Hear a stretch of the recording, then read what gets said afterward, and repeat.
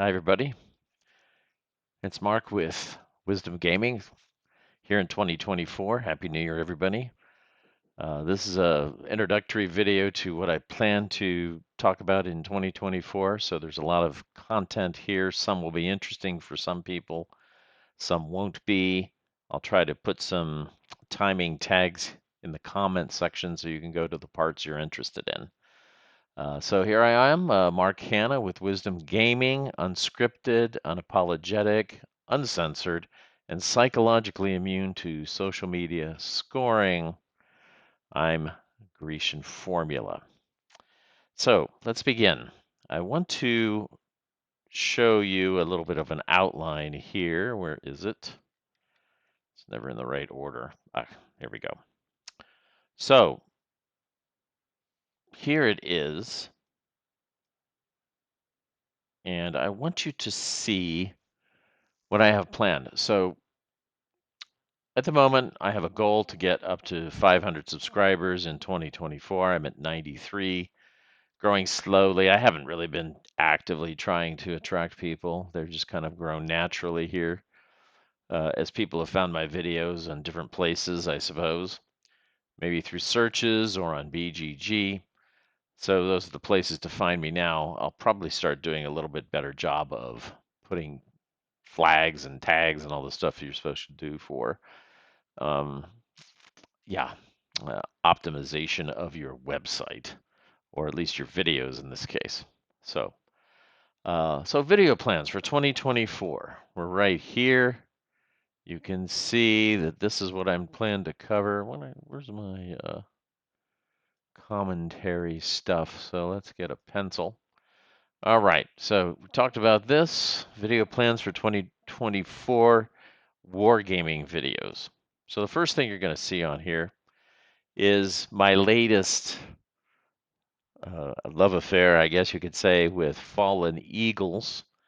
Fallen Eagles is the system by Walter over at Hexasim. I think he's actually moved on to a new company, but there's a couple of games here that I've grown extremely fond of. This is just the two that I'm planning to play.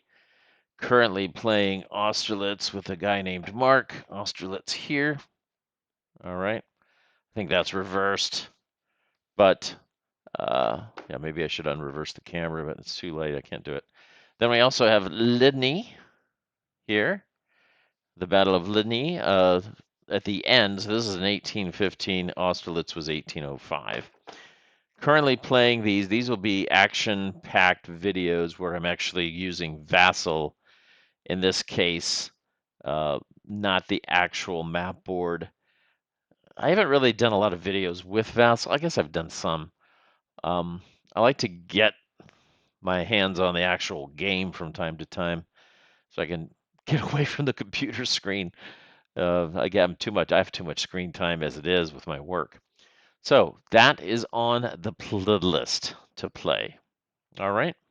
Next up, Advanced Squad Leader. Okay. I've got, oh, before I go, excuse me, the pause key doesn't seem to be working here on this. Oh, there it is up there. Let me try to pause it. Hopefully that paused. I had a scratch in my throat. We'll find out here shortly. I need to make sure the microphone is also working. Sometimes it doesn't work. I'll have to restart everything. Okay, so Advanced Squad Leader playlist. So I'm going to show you a couple of things here. This is the Austerlitz thing that I'm doing with Mark. And we played a couple of times, and Mark has now, I've asked him if I've graduated from cadet school, and he says, yes, I am now out of cadet school. So we're trying this special game, not the true historical one, but a special card here, which I picked. And we agreed in advance that I would pick it and he would pick the side. So here, the Tsar is not doing just a minor assault, but he's doing a grand attack and must achieve in about 5 hours from 7 a.m. to 1 p.m. a automatic victory. Napoleon's somewhat restricted.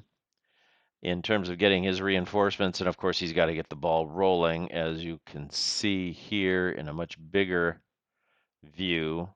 I've launched the preliminary attack. We're getting started here. It'll be 8 o'clock next turn. Here's Davout. His guys will be coming on north of this river here. Could be any of these roads, but generally they tend to come in right here. Soult's set up here. He's got a pretty nice, I would say, a pretty darn nice force, and the rest of Napoleon's army is way up here. So I have to have some covering forces. I'll show them to you right here. They have to cover, because he might come over here and try to get some victory hexes back over here in the 5 hours time, while I'm trying to maintain my possibility of gaining the victory hexes in the south. So I've got a screening force here. There'll be some guys coming in over here. He knows what I've got coming at him over here because I've already deployed some of them, as you can see. Okay, and it's I've got right here, I'll show you one column, the guards column, the right wing column, and there's another column here, and one spreading out this way. So the idea is I come and grab as many of these objectives as he's got over here. There's like 4 or 5 of them. And there's even a major one up this road that I can get over here. So should be exciting. And I'll be documenting the action particularly. It's the first time I've done it on Vazline. I'm not sure I'm going to cover every particular battle that we have, but critical ones should be fun to take a look at. So that's the plan with this, okay? As far as advanced squad leader is concerned, getting back to that, I've got a guy that I play with a lot. He's very much into the rules, much more so than, well, I wouldn't say more than me. I've got this thing still on. Let's put this on. Okay, now this is a regular pencil. So knows the rules well, better than I do now. I think that I just don't play enough ASL, and the rules will slip away at a time. But we'll be playing this. In fact, we started this, and I'm going to show you the position and where we're at turn 3. This is where I'll start the videos. Here, actually, I'll start with the whole thing, but this is where we are now. So you can see, let's zoom in a little bit here. And I'm attacking with a pile of Finnish units on this flank right here. Let's use yellow. So these Finns are pushing to take these victory buildings. 1, 2, 3, and there's another one up here. And I've got another force on this side that are pushing that way, around that way. There's a 2 victory point. So I've got basically 6 victory points. I have to take 4 of them. Okay. Casualties have been high on both sides so far. Let's clear that mess up. You can see a bunch of guys have been taken out in various combats. I've taken a lot of prisoners of his too, and he's got a lot of broken guys. So it's been a good fight so far. On the minus side of things, he's got these reinforcements over here, and they are here. And he's already notified me, since it's his turn, that they will be coming in on this side, on this road right here. They'll be coming in. Oops, let's see here. Right here, they'll be coming in this way. They have to be within 2 hexes of this road, so actually they won't be coming in this way. But he's using them to bolster his defenses here. He's got a couple of tanks. He's going to try to probably take out my tanks. I have taken out a couple of his already. Anyway, long story short, this will be covered. Okay, so there you go. Now going back to the list, the playlist, I'm going to pause the video here, and restart a new set of it because I want to make sure that the audio is working correctly. So I'll be starting. So this film here will end. I don't even need to tell you this. You probably wouldn't even notice it after I spliced it together. So, all right. Thanks. Okay. Yes. And just to wrap this up, here's the scenario: one-story town. It's in reverse, so you can't read it. But yeah, he starts out with 18 squads, quite a bit of stuff here. Then he gets another 10 squads of reinforcements as the Russians.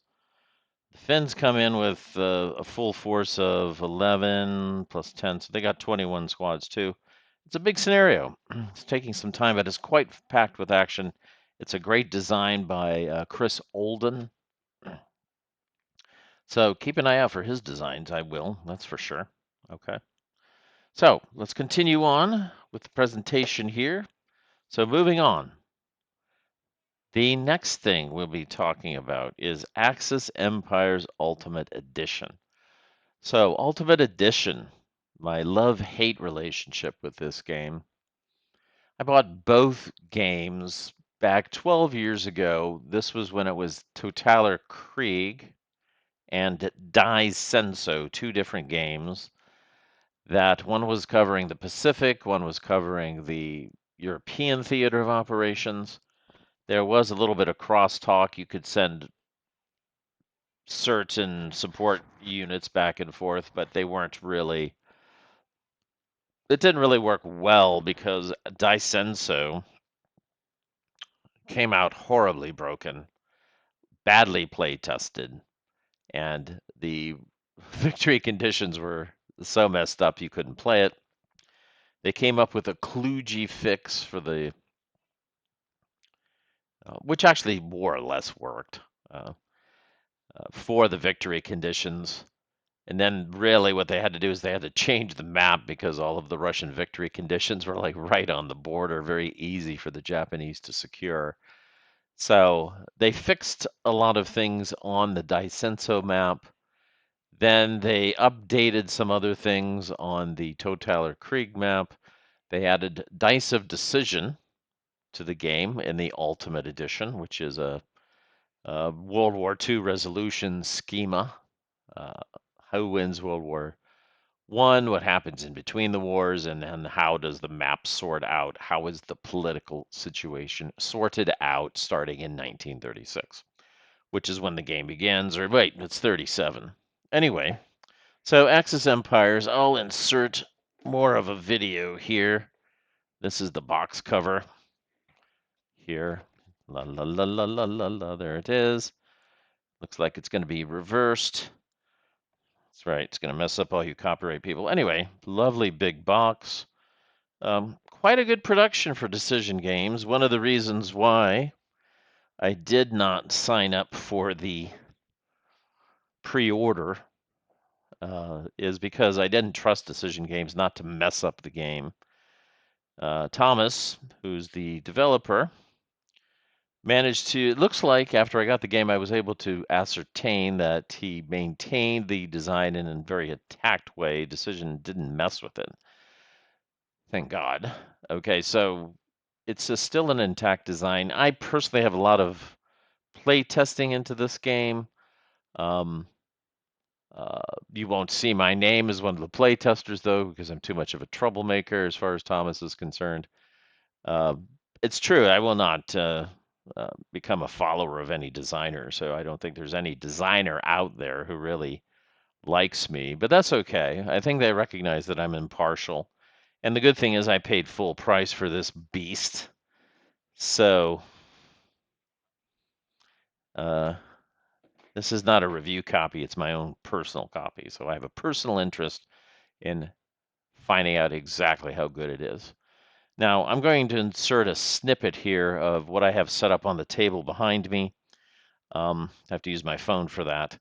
I've taken a first game up to the start of 1940. War has just started to outbreak um, with the Germans going all the way to the beginning of 1940 with mobilization. They were not able to attack Poland because if they had, it would have gone to the Russian side, and they wouldn't have wanted that because they wanted to take advantage of the new Marine unit that Thomas put in there, and he's insisted that this has not disrupted the play balance of the game.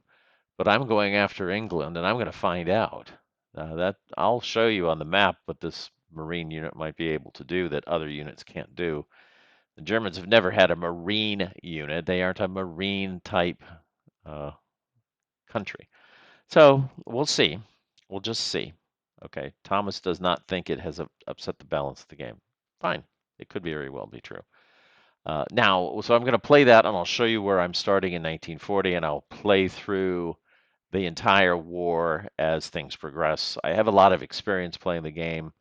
Schiffskrieg will be played, so I'm playing with the individual naval units, the carriers, the battleships, the cruisers, as well as the little air units that are used as flotillas to uh, set up the actual air units on the map. Um, has some concerns about how that works. We're going to find out. Okay. Okay, hi everybody. So here's my little take on Axis Empires Ultimate Edition. I'm going to show you the map. Here's the rule books being used. Core rules, Totaler Krieg exclusive rules, and the Schiffskrieg module rules. Very interesting. So you can see over here, the map design is quite nice. I like the map. I'm not so sure how different it is from the other Totaler Krieg map. I think it's a little darker in the shading here. As we go in, you can see that the overall look and feel of the game is nice. I'll do a quick pan here. You can see there's the posture display charts. Those actually have to come off because limited war is now in effect. And this has to be moved down. I've got to draw some Fortunes of War cards over here for each side. Where are they? Check it out. Yeah. You put these in front of the camera. We have all these Fortunes of War cards. Since limited war has begun, we can pick these. I'm going to shuffle them up a bit. And then I'm going to use my 30-sided die, which is what I use for these kinds of things. Here they're all shuffled now. So I roll a 30-sided die and count from the top. Here we go, 30-sided die. What did I roll? It was a 21, then it rolled over to a 20. So the 21st card is the Axis card. 1, 2, 3, 4, 5, 6, 8, 9, 10. There's the first 10. 1, 2, 3, 4, 6, 7, 8, and 10. 10, 20. As you can see that. And this is the Axis card. It's a Partisans and Quislings card.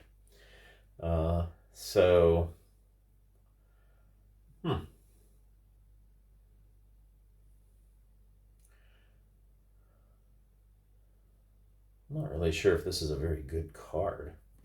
Anyway, then we'll roll again for the Western Allies. Their roll is a 10. So this is the 10th card. Western Allies get caught at close range. This is an air and naval combat one. So very cool. And that's actually for the Germans and for all of the Allies. You draw those Fortunes of War card when there's a shift in the war status. So there you go, my first recorded gameplay. Right, so here's the other cards over here. You can see them.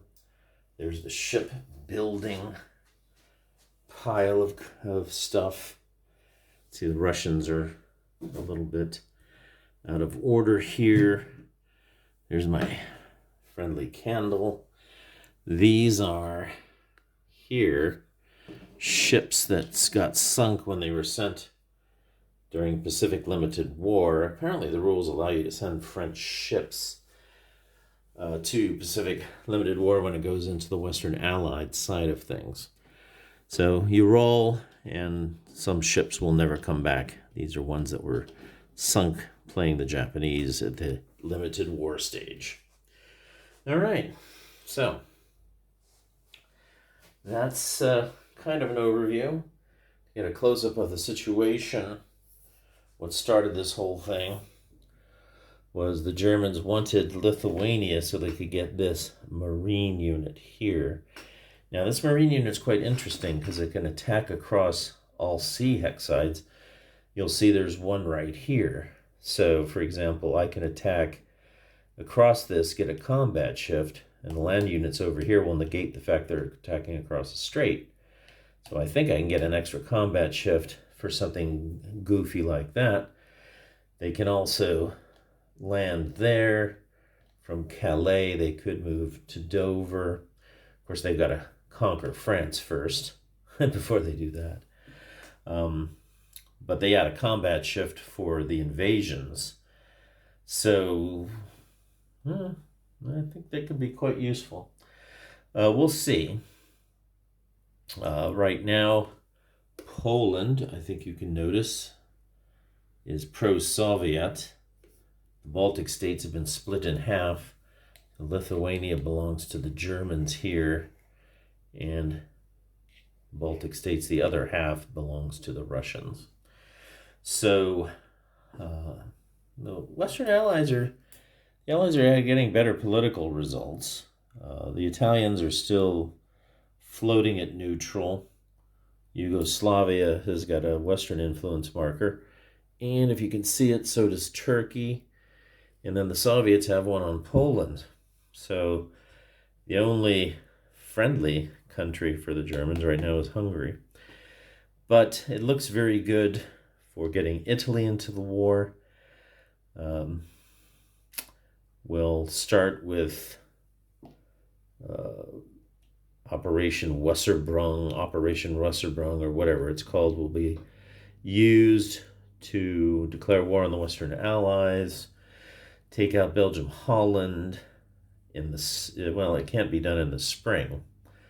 So the whole summer campaign will be,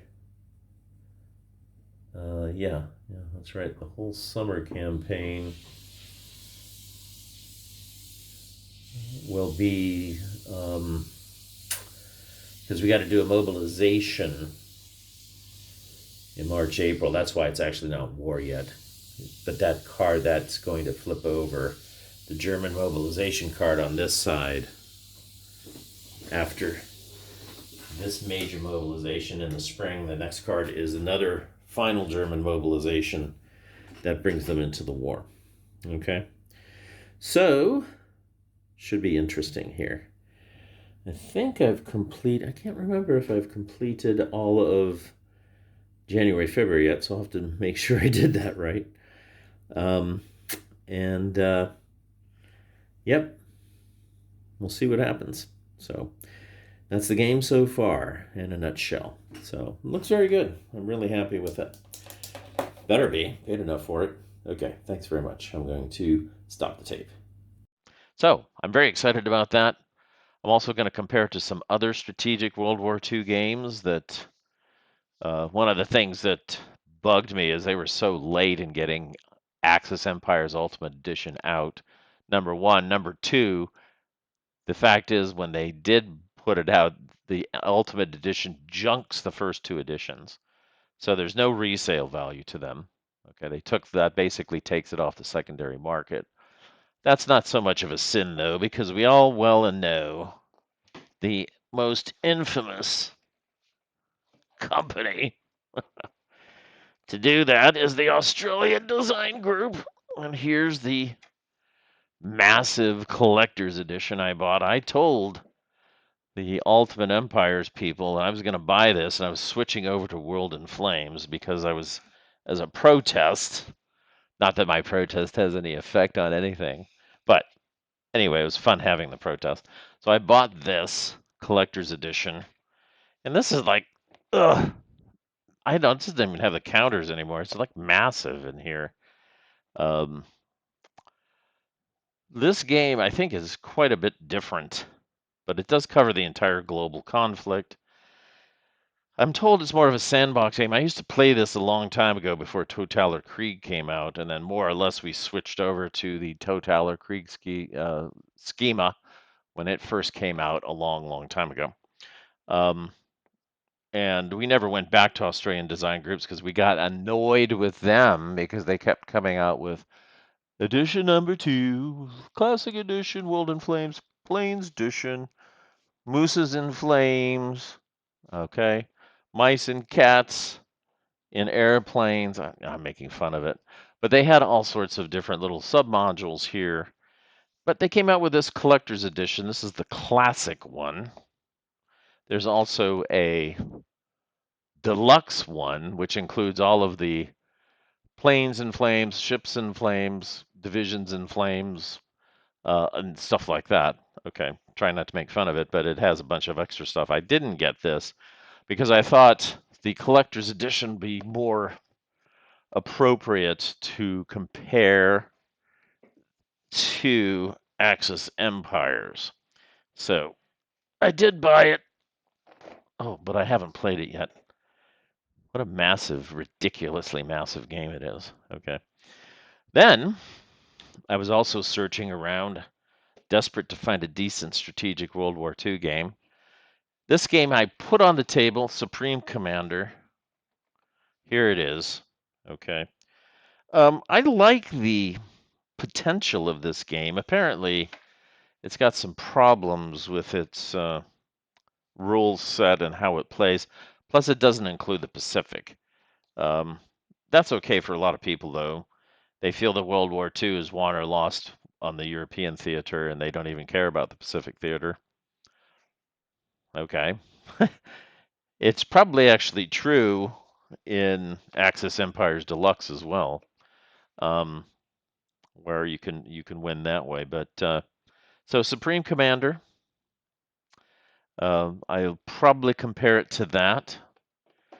Then there's also, this is actually quite interesting. Now, Axis and Allies, they've started to reproduce some of these. This is the 1942 second edition, which I have. And this one actually has a computerized game, and they've just recently started um, doing World Board Gaming Championships. And this has become sort of a chess-like game to play. Axis and Allies, remember, we always played this, and we were always hacking around with it and doing stupid things with it. But with some of the sharper players out there, they think it's like the chess-like game of wargaming, which is quite a phenomenal thing to say. And I was watching this video. I'm going to try to find it for you from Board Game Nation. These guys are great. I highly recommend that you come to their website. Um, and you can see there was actually the World Championships of Axis and Allies is being conducted now. Um, and these guys are devoted to Axis and Allies. They really are. He owns a gaming store. This guy here, he's quite entertaining to listen to. This guy here, and this goes over the expert play of this game. All right, it's quite interesting, really. You'd be surprised. Um, then Renegade Studios has come up with a lot of the remakes here. One of the things that would be interesting to buy, it's not cheap though, is the 1940, I think. Is it 40 or 41? No, I think it's 1940. East, the Pacific Front, and another whole game for the European front. Two massive games that could be played a la uh, World in Flames and Axis Empires. So that's really worth looking into. So it really deserves a comparison just for the sake of it being still thriving after all these years. You know what I mean? Then there's the Columbia games. We got the Pacific Theater game, Victory in Europe game. These are block-based games, difficult to solo. So they said you could play them together. Uh, Columbia Games is notorious for being a little bit, how shall I say it, incomplete about their rule sets, just to be kind. Now, a lot of people would jump on my case about that because they love the Columbia Games. And, actually, I do too. I've got a lot of them. It's just that there's always some kind of problem with them. People wind up playing with house rules, therefore the game becomes what I call balkanized. In other words, these game groups have these house rules, these game groups have these house rules. So there's no way to play an Axis and Allies style championship because you can't do it. Everyone's playing their own game. It's really annoying. So anyway, all right. So back to the list. So that's a lot. That's a big project here to bring that in. Okay, so there's the Axis Empires new playlist coming up. Then I got this game called The Long Road from Mark Walker. Probably a lot of people have heard of Mark Walker. He did the Lock and Load series, and he started Lock and Load, sold it out to the Matrix Games guy, who's another quite a personality, if you ask me. I kind of like him. I don't like the way his company produces games, though, but I do like him, and I do like the cast of characters that he's got working for him are quite entertaining to see. I think they do a great job, but the organization over there at Lock and Load for publishing and keeping on schedule is absolutely atrocious. I've never seen anything like it. Um, Although it is wargaming, so probably it's happened before. Anyway, Walker, well, after his year of non-compete, started his own company over here with a couple of guys, um, Flying Pig Games, which is a horrible name for a game company, but that's what they called it. Anyway, I like this one. This is similar to, I'm going to go over that in a second, the World War III hypothetical Storming the Gap by Lock and Load. Um, but Mark Walker, he's got a sort of a narrative style of writing rules, but there's usually everything's covered in them. But this is kind of cool because you play this game and then there's supernatural forces fighting in between the Russians, the West Germans, the Czechoslovakians, I think, and perhaps East Germans and the Americans. They arouse these forces of evil, vampires, werewolves. I think there's a witch that comes out. Anyway, they're messing around. They upset the supernatural forces that have been secretly having their own societies. I think Mark Walker's written some books on this stuff. I'm not a follower of that, but I like the idea of this game. So we're going to talk about this game too. There's also a expansion that came out with it. Now, why did I buy this game also? It's because of this. Okay, now I have all the expansions of Storming the Gap by Lock and Load. Okay, I've got it all. All right. Now, here's what happened with this game. Okay, extremely horrible rules writing resulted in massive uh, errata here and there. And you'll see when you open up, it's all over here. You'll see I've pasted some errata in here, pasted some more in here, or wrote it down by hand, and I've got, and then 6 months later or a year later, they came out with another pile of errata, and then they have the audacity now. Well, no, you can buy the second edition rules for 20 or 30 pounds, and you know what? I refuse. The product was crap when it came out. The rules were bad. Okay. Playable, but bad. Scenario mistakes, rules clarifications, all sorts of stuff. Too much. Okay. Too much. I'm sorry, Lock and Load. It was atrocious. So now, um, I told them I'm not buying a separate rule book that you should have got right in the first place, at least 90% right instead of 50% right. So I said, I'll get the new rule book when I buy the new module. Well, there's a new module coming out, um, and it has slipped way behind schedule. I have never seen the likes of it in my life where they just can't get their act together to get a product out on time. Okay. And they got a zillion mistakes, a zillion excuses, and everything like that.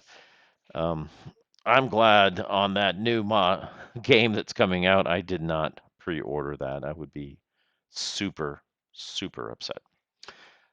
So there we go. So we'll be doing that. I've done some other stuff. I've done some War and Peace videos, Wizard Kings videos in the past. There's the victory blocks of war I'd like to explore. There's other stuff that I'll try to squeeze in there now. Okay, now the last part here um, is completely unrelated to war games, and so you may not be at all interested in this part. But this is kind of where actually my real world is heading towards is discussion of these particular issues. And in particular, I'm switching my career path more towards artificial intelligence and understanding that. It's extremely important and it's going to vastly affect our lives over the next 6 months to 2 years. It's unpredictable exactly what it's going to do, but we need to keep a close eye on it, and everybody should be. Um, Second major issue, which has been an issue through the history of mankind, is the problem of identification with form. This is a complex concept uh, that needs to be discussed in detail. I'm not going to try to explain it here. If you know what I'm talking about, then you know what I'm talking about. If you don't, you should find out what I'm going to be talking about when I mention this stuff. Okay. Big problem in neuroscience and cognition is the origin of consciousness. Where does it come from? What is it? That needs to be talked about. Uh, the issue affecting all democracies right now is the balance or imbalance between the idea of freedom versus authority bias. What I mean here is that you'll find a lot of people um, who are operating in a democracy, but as soon as they elect their leaders, they think that their leaders know what they're doing. This is called authority bias. You can look it up. Authority bias is the bias that we have cognitively that people in authority know more than we do, and we should trust them. There's two camps here. There's the camp that will not trust authority for any reason, all right? Because we can't assume that they're the experts on everything. We can work with them, but the authority, the democracy situation is that, well, they work for us. We don't work for them. Those who do trust them, though, and ask the government to do everything for them have so much authority bias that they surrender their powers, and then the government has us working for them. That's a big, big, big problem in today's society, and we need to talk about it. The next one, item 5, we have the dichotomy between evolution and atheism versus creationism and spirituality. It's a big debate. It's a very interesting debate, and it's worth taking a look at because it's an ongoing thing that's affecting our lives today. And finally, although it seems a bit obscure, recently, due to discoveries by the James Webb Telescope that was supposed to sort out all sorts of problems in cosmology, has in fact completely ripped apart the theories of how the universe has originated from a big bang, when that happened, how galaxies form, how heavy metals form in galaxies. And the fact is, Galaxies sprouted up much sooner than they thought after the so-called Big Bang, which means the Big Bang itself, or any theories related to it, are completely wrong, essentially. That's turning the world of physics over on its head. They're trying to figure out what's going on.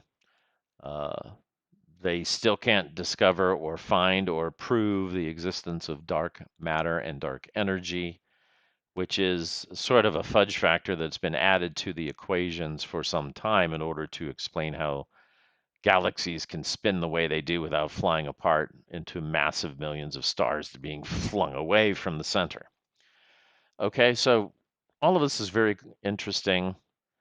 More or less the order of how I'm going to deal with it on the 6 issues is there. That's everything. If you listened to all the way to the end of this tape and didn't like it, thank you for sticking around. If you did like it, please hit the like button. Please subscribe. Um, that helps the channel. And again, always a pleasure.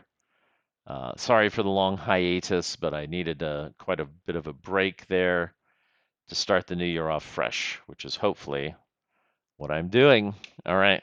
See you guys.